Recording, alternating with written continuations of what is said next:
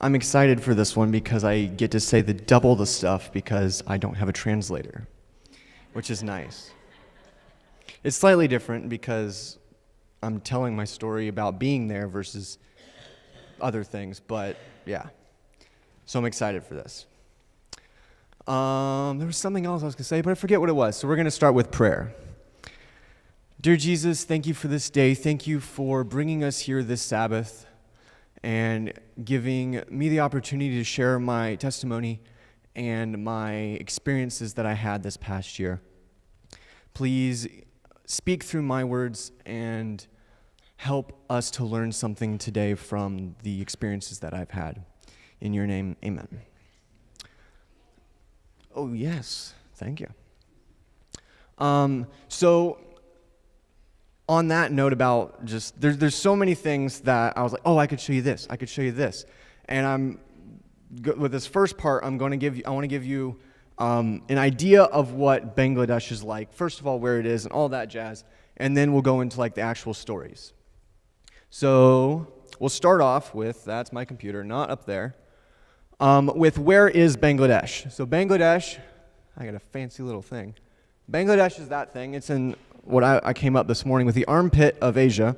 It's in the Bay of Bengal up there, and most of it is delta. So there's a river that Connor could probably give you the name of that I don't remember off the top of my head, that comes out of China and Bhutan and India and flows through Bangladesh.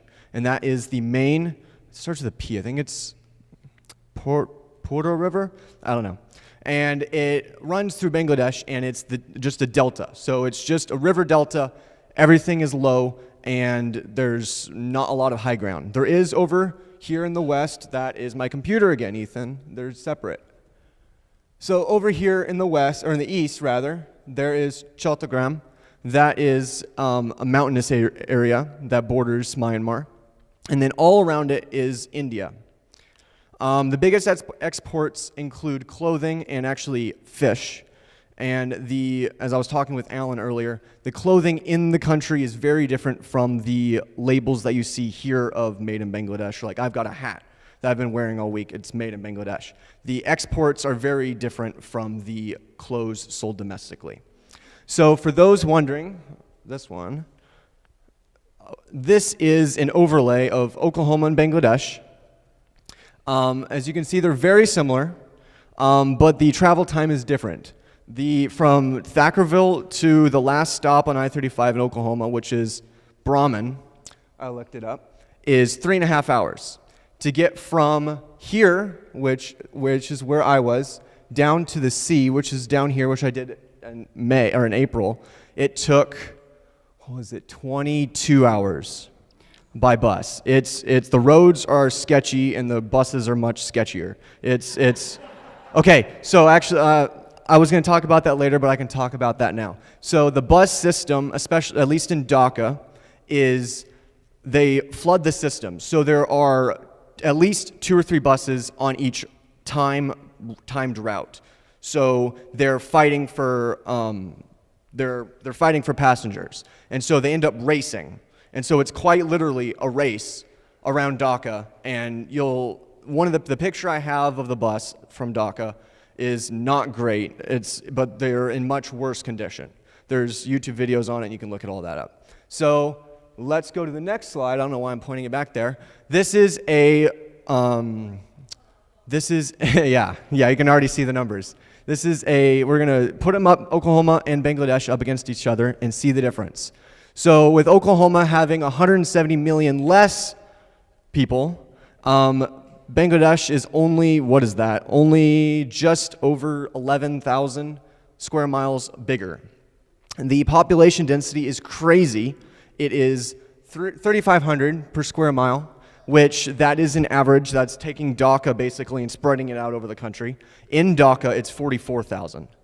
Dhaka is the most polluted city, or it's one of the top polluted cities, and it is the 10th. Yes, it's the 10th most populous city. Bangladesh is, as small as it is like 7 in world population. It's crazy. And then for religion, 91% Muslim and 8% Hindu. The rest of that is Buddhist. 0.1 of that ends up being Christian. And then as you can see for Oklahoma, it's according to whatever website I took this from, which was not Wikipedia, it was 70% Christian and 20% agnostic.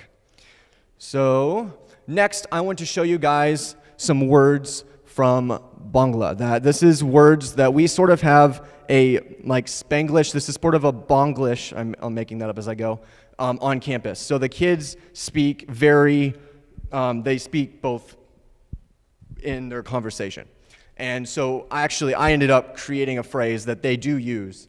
It combines onik, which means many, and it combines onik oof, which is not an actual word, but it's oof. They say that a lot when something doesn't go their way or they're just frustrated about something. They say oof, and so I say onik oof. I've made that up, and they do use it, so I will take that for creating a word. But to go down the list, I do have it in Bangla and then in English, or at least the closest English pronunciation. So the first one is good morning, which is Shubha Shakal, and then Shubharatri for good night. Kamanacho means how are you, and then Balo is fine. Ha and na are yes and no.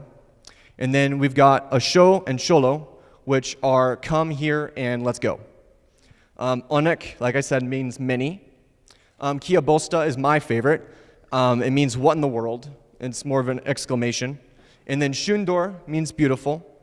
And then the two that I'm called the most are Dushtu and Pagla. And these mean crazy and then naughty or mischievous. Pagla is not on there. Well, it's on mine on here, so it's okay. Pagla is below Dushtu. We switched from Canva to PowerPoint, so that changed. But it's okay. It's not a big deal. So there's one more word on there, and it's Pagla, which means crazy. That's the word that actually is usually said the most out of all of these. So next, I want to show you guys some vehicles. And I'm not going to go through and name them. If you want that, I can do that later. I'm trying to keep it moving a little bit. But these are vehicles that are all used a lot, and I've used in Bangladesh. There's that bus. If you look online, there's some much worse looking buses. And then that on the bottom is their semis. That's how they get their goods throughout the country, at least by car or by vehicle.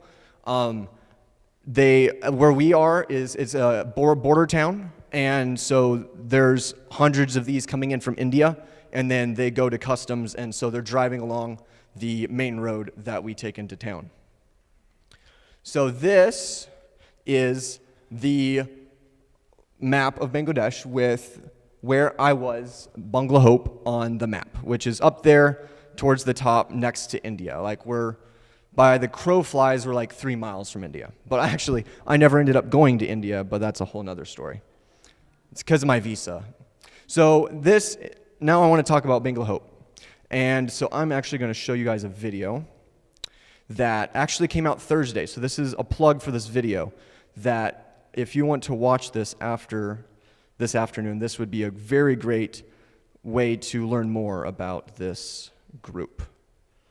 And I'm going to share my screen. Showing. This should work. 4, and it's exciting to be returning once again.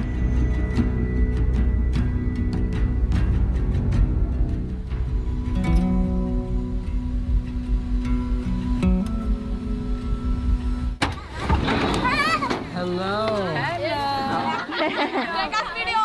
We are videoing.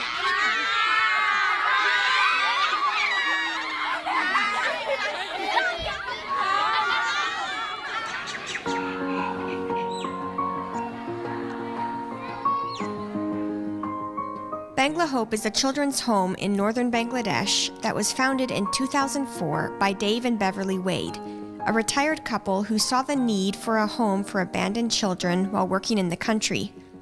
What began as a simple effort to support the educational needs of children in Bangladesh quickly grew after Dave and Beverly visited the country and witnessed the number of children who are abandoned and without a home. Over the years, God's hand has clearly guided the ministry, from the crowded, polluted capital of Dhaka to the peaceful countryside of northern Bangladesh, where they are now based. Here, God's love has been shared with many children, becoming a beacon of hope in their lives. Today, Bangla Hope also supports 11 village schools across the countryside. Their newest hurdle is helping students who are now older and hope to continue their education at the university level. We pray this series offers you just a small glimpse into what God is doing through Bangla Hope.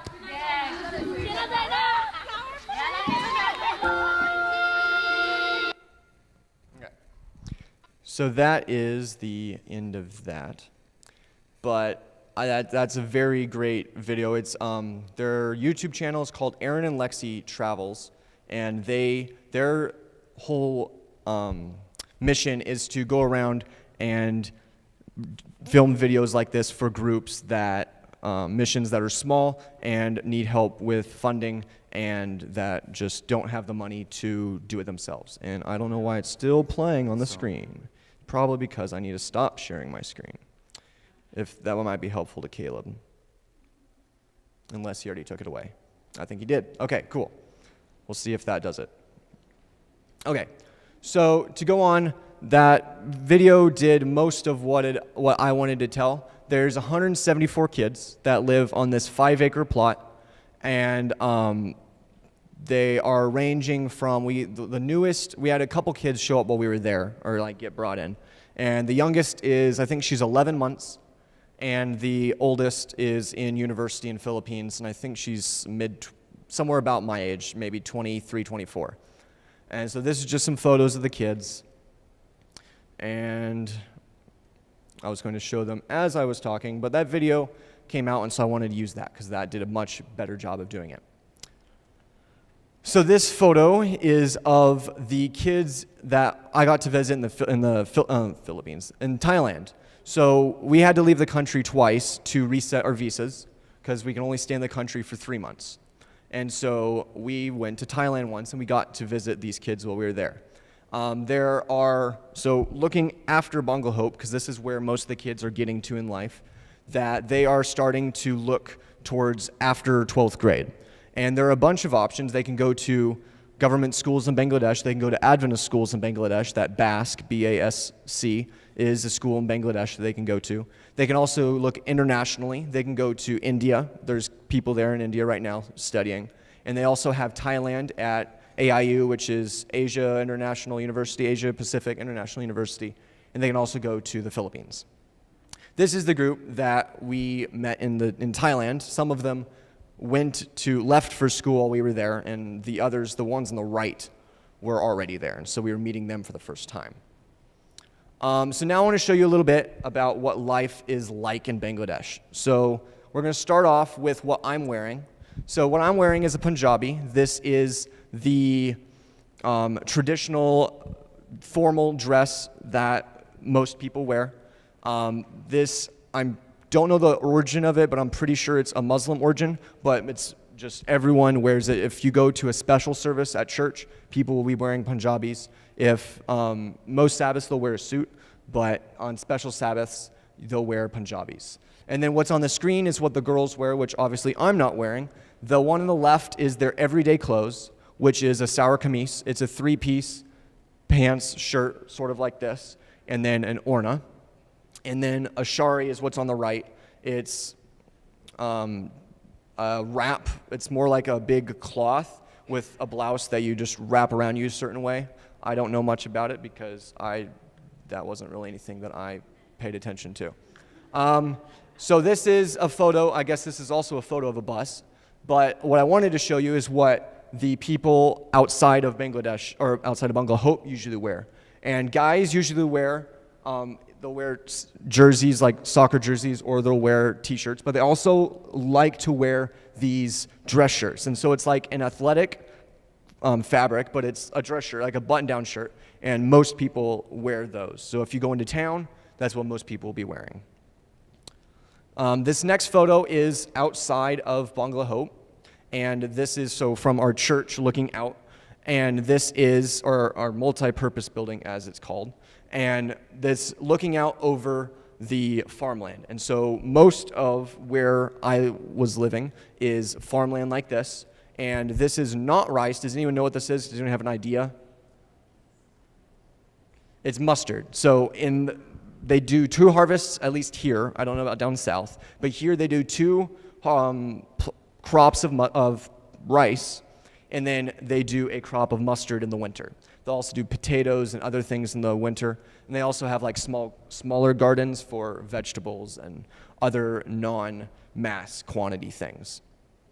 Bangladesh produces approximately 35 million metric tons of rice annually, and they're the 4th largest rice producer in the world.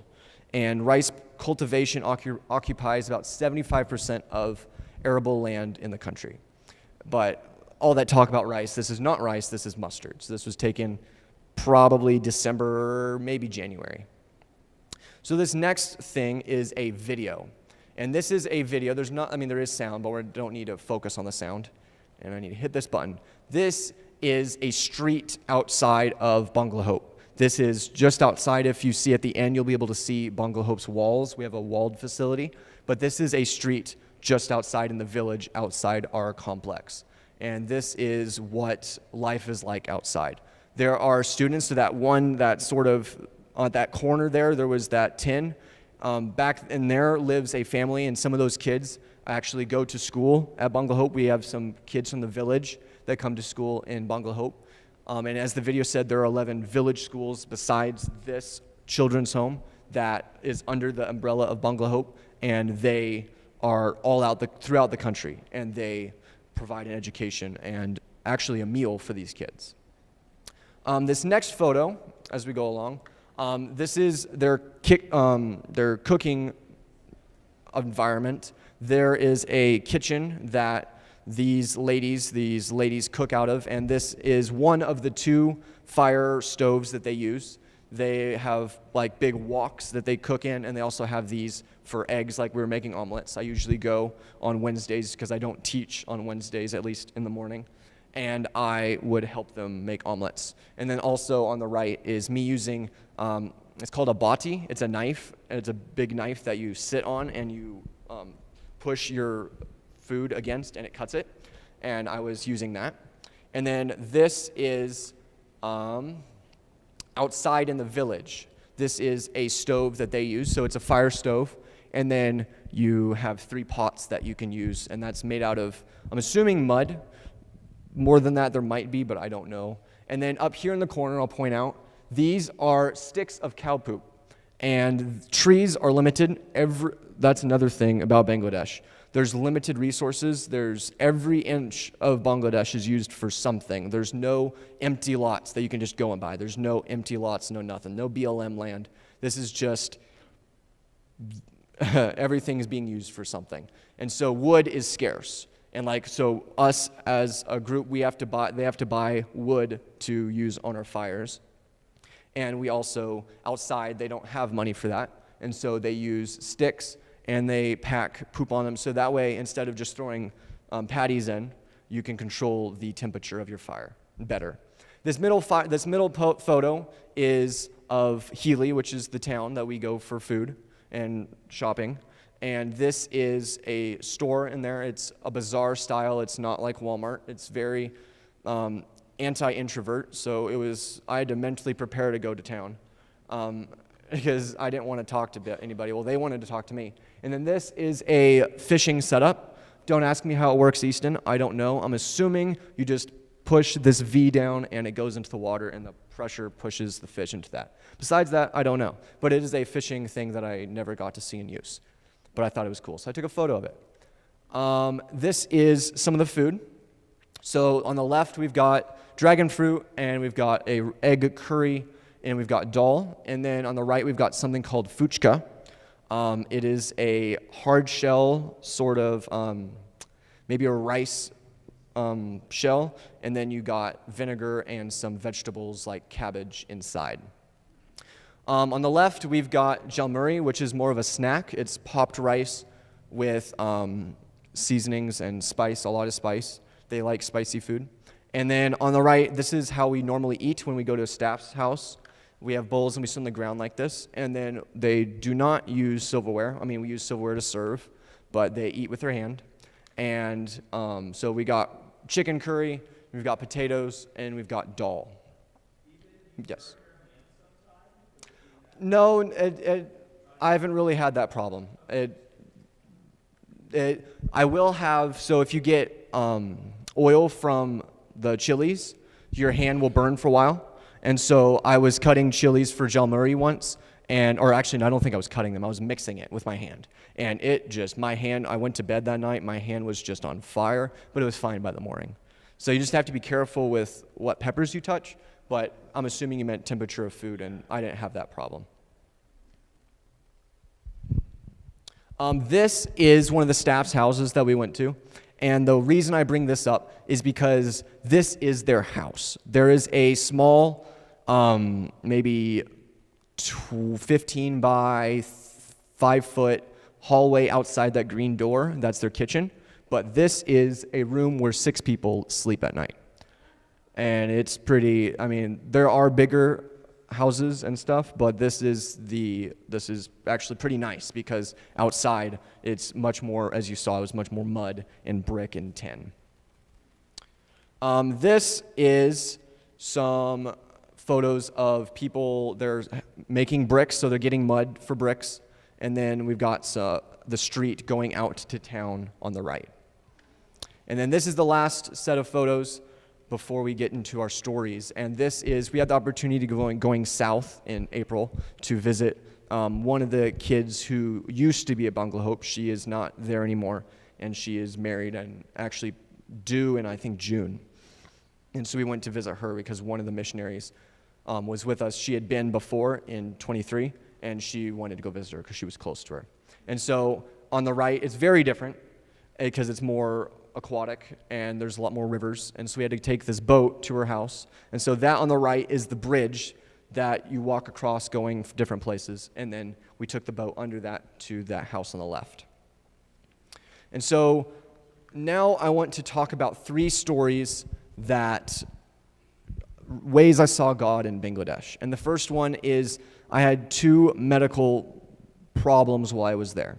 And the first one was actually 2 weeks after I got there. I got this virus in my eye. And as you see, my left eye is closed and I can't really see out of it. It was closed and it would hurt to blink, and it was just, I couldn't see out of it.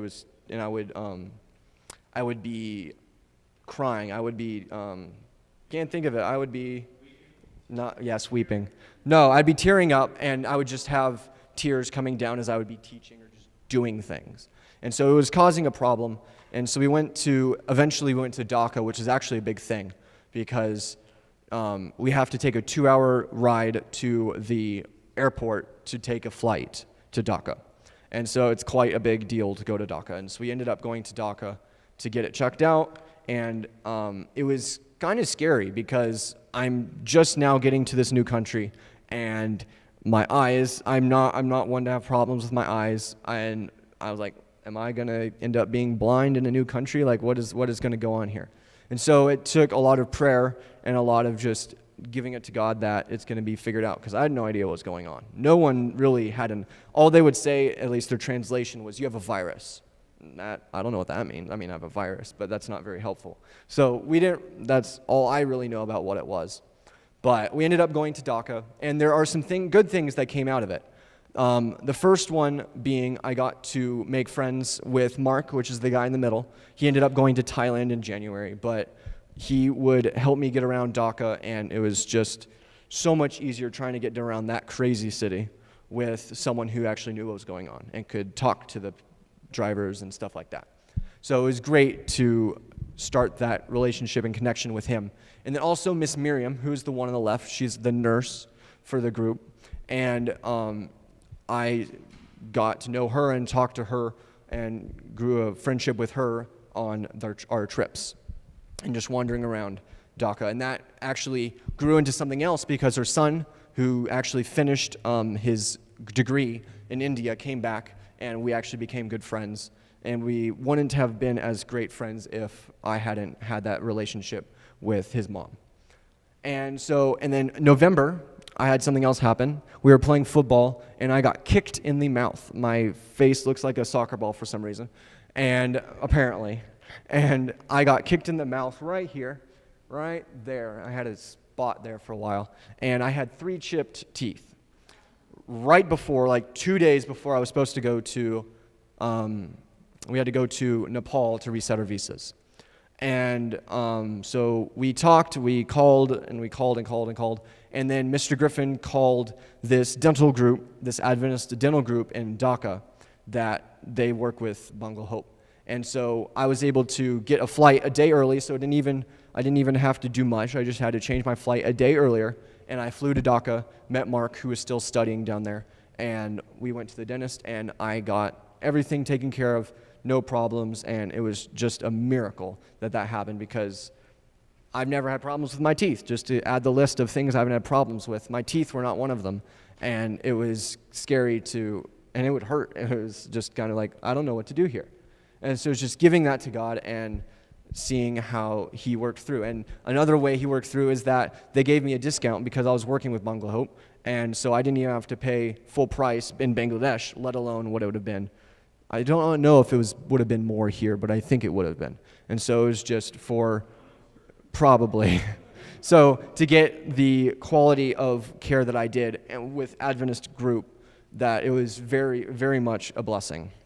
And then so while we were there a day early. And so before I left, so Mark and I went to a cricket game. And so it's fun to say that I've been to a cricket game before I've been to a football game or a basketball game or a hockey game, that I've been to a cricket game. And so the add of things that cricket means, this is another thing, it's a sport. It's a British sport that they play. And so we went and watched a test cricket match. And so that was a lot of fun to see another sport and just see how they live over there. This is our next story, and it's about loving others. And one thing that was tough for me is constantly loving others back. Because there's the story in the Bible about forgive 70 times 7, 7 times 7 times 7 times 7 times. And that number we're getting pretty close to that number in my time over there. And I didn't know what to do because I was getting close to that sum, and I didn't know what to do next. And and so I came up with that on the spot. I like that. I'm going to have to remember that one. So there was something that I did. I started in January, I wanted to get closer to God. And there was a couple things that I added to my morning routine. And one of those was singing a hymn out of the Bible each morning. And I can go into the whole story about that, but I play violin, and I've been doing that since I was this tall. And so I don't know the words to any songs because I'm more focused on staying with the pianist and the singer. And so I started going through the hymnal and focusing on the words and what I could learn from those words. And what came from that is going to be our closing song. And it's another hymn that nobody knows, at least from the people I've asked. And it is about love. And in the verses, you pray for, the singer prays for 3 things. And now I'm not going to remember what the 3 things are. But it is some good qualities. It's praying for light. It's praying for wisdom, we're going to guess. And we'll say faith. And as it goes into the 4th and 5th verse, the singer prays for something else, and he prays for love. And as we'll see when we sing it later, that when you sing for love, when you pray for love, that all the other things that follow after, that praying for love gives you love for those around you, and then it gives you all the other qualities that you're looking for, that prayer is the base of, or prayer, love is the base of everything, and it goes back to God as love. But that's something that I was discovering over there. And so to give to context of where this goes is, as I was saying, where that number was getting pretty high. And between the situation and just not having that parent figure to being in a group of lots of kids to only not as many or adults or staff, there becomes a entitlement, like I can do what I want because I can make my own decisions because there's no one else that's going to tell me otherwise. And so it creates a very negative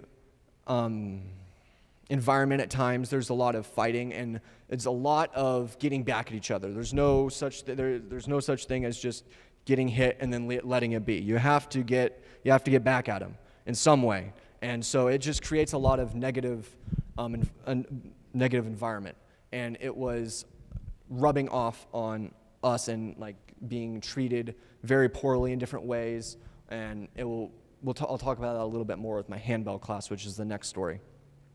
But just not wanting to listen, not wanting to learn, not wanting to grow, not wanting to be kind, just coming up and randomly hitting you or just calling you mean things, just different things. And it was getting really tiring because I can deal with that for a little bit, but just constantly every single day, it gets very hard. And that verse or that song really spoke to me, and just praying for love. And so that's what I started doing each morning, is I would pray for love and go about my day. And it changed. There was a noticeable difference between September or August to December and then January on. It was a lot easier to deal with my kids in class that didn't want to participate because there was no parent telling them that, okay, you need to go to school, you need to do well in school, all of that sort of mental fortitude in the back, just speaking that around them. It's just, I don't have to do this. I'm going to deal with the punishment. It's not that big of a deal to me. I'm not going to do it. I don't want to. And it was a lot easier after this to deal with those situations, to deal with all the negativity, whether it was towards me or to somebody else, because they were really mean to each other, and it was just sometimes really hard to watch. So yeah, we'll get into that a little bit more with this next story. And just to finish off the story, it really changed my outlook on being there, but also just how I treat others or how I go about my day, just being more positive and just looking for ways to love. How can I show love to those around me instead of just trying to be nice or just being intentional about love? So this next story has a little bit more background, but I need to change this slide. This is my handbell class. And so my job over there, I had 3 more or less duties, and that was I was teaching English. I would teach a couple grades of English, and then I would teach handbells, and I would teach music. I would teach violin, and I would play with them in my free time. And so the backstory to this is, based on all of that I've already told you, it was a lot harder in my handbell class because I was the sole one in charge. There was not a Bangla teacher there as well, which is what would happen in my English class. This was just me and them, and it was much more of a open battlefield than everything else. And it was really hard. And by the end, or just for some examples, people didn't want to come to class. They just like, oh, I'm not going to come today, which in a handbell class specifically is kind of important. It's like an orchestra is one thing, where there's 12 people playing the same playing the same part. But there's one person playing their part. It's very hard to miss people. And so we'd have people that didn't want to come, or they would come late, or they just didn't want to take instruction. They didn't want to hold the bells right, and they would do this. They would ring like this, which go ask her or go ask anybody else that knows about bells. That's not great for many reasons, besides it looks bad and it sounds bad, and just a whole slew of things. It was very frustrating, and by the time it was getting March and February, I was just like, the kids aren't learning anything. This isn't really worth it. I can use this time 4 or 5 hours a week. I can do more with this time for these kids than just do this. But I just felt that I should do this. I should just keep going. We'll just keep going. We'll just see what God does. And 2 weeks before I left, our executive director, who's American, he told us a story in our English Sabbath school class. And he told us this story, the pineapple story. And you can go look this up on YouTube. It's a great listen for something this afternoon. You just have to look up pineapple story and it'll come up. The guy's name is Otto Koning. He's a Dutch guy. And he was, I don't know, he is a missionary in Dutch New Guinea. And he wanted fruit because they had no fruit over there, or no fresh fruit, and he wanted some pineapples. And so we ordered some pineapple seeds. And the thing with pineapples, for those like me that do not know anything about pineapples, I've only seen a pineapple plant once, and that was in Bangladesh, is it takes 3 years for a pineapple plant to go from planting it to producing fruit. 3 years, which is a long time to wait for a fruit. And so he waited those 3 years, and after those 3 years, he started seeing his plants start to produce fruit, and he was excited. But then something started happening. The natives that he was living with started to take them. And there's a whole thing that he explains in his video about why that is, but they see, they were taking his pineapples, at least as the way he saw them. They were his pineapples, and they were taking them. And he tried everything. He tried for about a year, I believe, figuring out what am I going to do to get these people to stop taking my pineapples so I can have one. He hasn't had one yet. And he went back to America, I guess he's not American. He went to a seminar in Chicago, as he tells. And the speaker talked about, his sermon was about giving things to God. And the quote was, giving things to God and you will never lack any of these things. And that really struck a chord with him. And he gave his pineapple patch, as he says, to God. And right then and there, he was like, God, I'm giving this to you. I can't be mad about this anymore. Because he was frustrated with them. He didn't know what to do. And he was like, I'm just going to give it to God and see what happens. And when he got back home, or back to New Guinea, he was still mad because he was still frustrated. They're taking my pineapples. I don't know what to do. And something happened something happened because he had to give them to God again because he was still frustrated. And so he gave them to God again about a year, maybe 6 months later. He's like, I need to give it to God again. I'm still mad. I don't know what to do. I'm just going to give it to God again. So he prays again, and something starts to change. From then on, for the next couple months, something starts to happen to the people that take pineapples. They would have animals die, they would have their chickens, something happen to their chickens, or they would have food not grow in their garden, and things like that. And the natives started to take notice. They're like, I don't know what's going on here. And they praying to their gods and sacrificing to the demons, just like, what's going on? What do we need to do to stop all this? And they went to the missionary Otto one day, and they're like, we're having this problem. What's going on? He's like, oh, I gave my garden to God. And they're like, who's that? It's like, my God. And it's like, well, we need it back because we're having this problem. And they figured out, they put the 2 and 2 together, that the people that were taking things from his garden, or the pineapples, or God's garden in that case, were having things happen to them. And so they, through a couple more things that went down, the natives realized how big God was and how he was in control of things, and they got really scared. And they stopped stealing, or some of them stopped stealing pineapples, and he actually bought pineapples from the people that did steal them. So he was able to get pineapples in a roundabout way. But he was able to get pineapples, and he was able to show some of the natives the power of God, and he was able to start talking to them, and he was eventually able to convert them, some of them, because of what happened here. And this story goes to show that we are just managers of God's garden, of whatever situation we're in. It's not our garden, it's not our thing, it's God's. And so this story really hit me when he told it. And I was like, well, this is exactly what the problem I'm having. And so I gave my handball class to God. I was like, I'm going to give this to God, and we're going to see what happens, because I'm ready. I'm done. They're not listening. They don't want to be here, or they act like they don't want to be here, and I don't know what to do. And after that week, something changed. For the final 2 weeks of my time there, we got stuff done in class, and it was crazy. There was a piece that I was like, I think we can do this. We're going to have to buckle down, but we can do it. And because of this and what happened, we were able to get it done. And another thing is we were able to perform on our final performance before I left with dynamics, which if you told me we were going to not only know the piece, but we're going to be able to perform with dynamics is a whole other thing that I was just like, oh my goodness, this is awesome.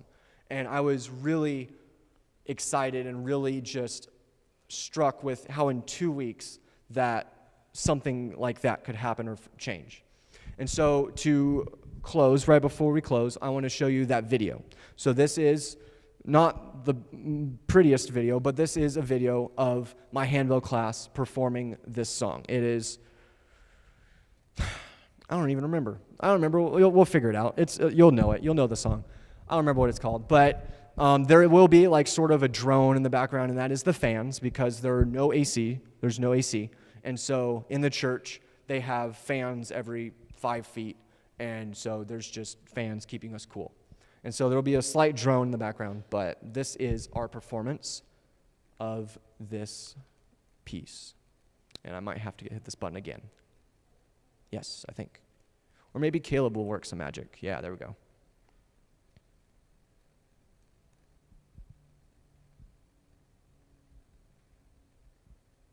Wow. Their pianissimo is like great. There we go. Told you dynamics.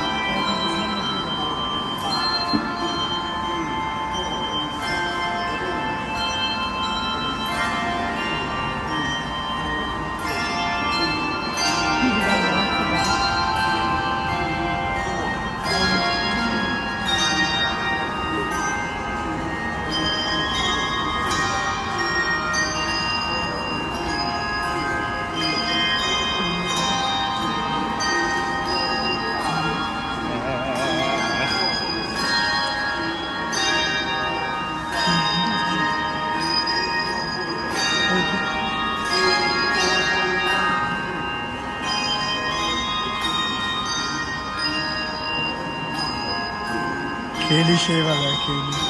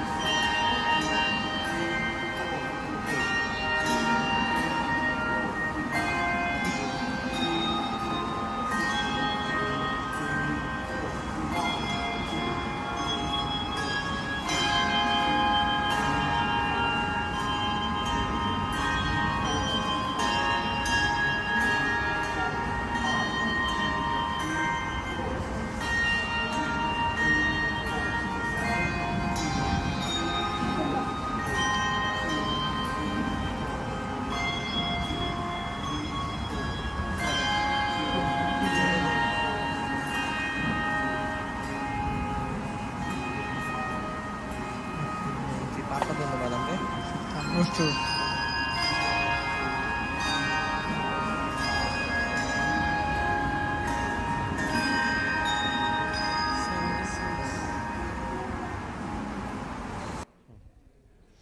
So just to restate, they knew nothing about reading music or playing bells when we started. And God really worked to get them to that point. Like, they were wanting to ring the bells correctly.